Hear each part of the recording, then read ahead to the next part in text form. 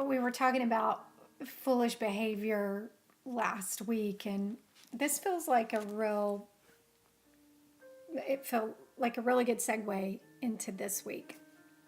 So, um, I want you to look at Proverbs 14:3.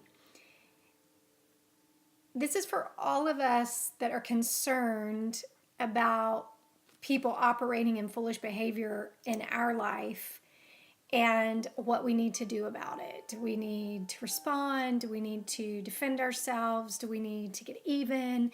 Do we need to, what do we need to do? Okay. So this says something very interesting in Proverbs 14:3. By the mouth of a fool comes a rod for his back.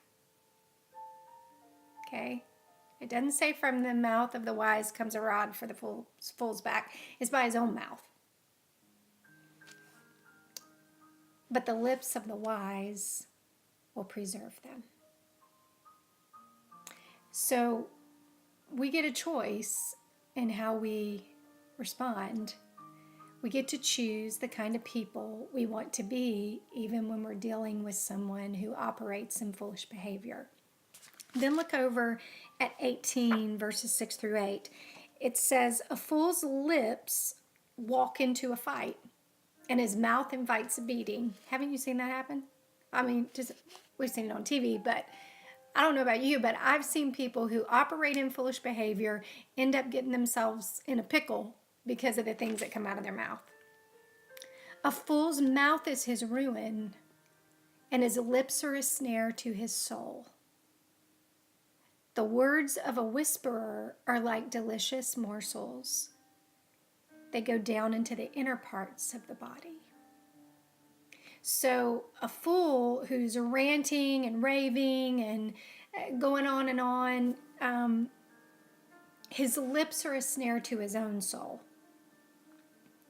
But the words of a whisperer, a wise person, are like, again, it's that food metaphor. They're like delicious morsels. People want to encounter that person, and they go down into the inner places of someone's heart.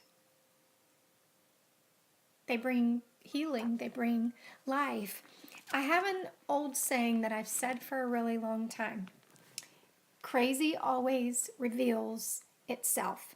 So if you're in the middle of a situation where you have someone in your life that is operating in foolish behavior, I would say just give them time.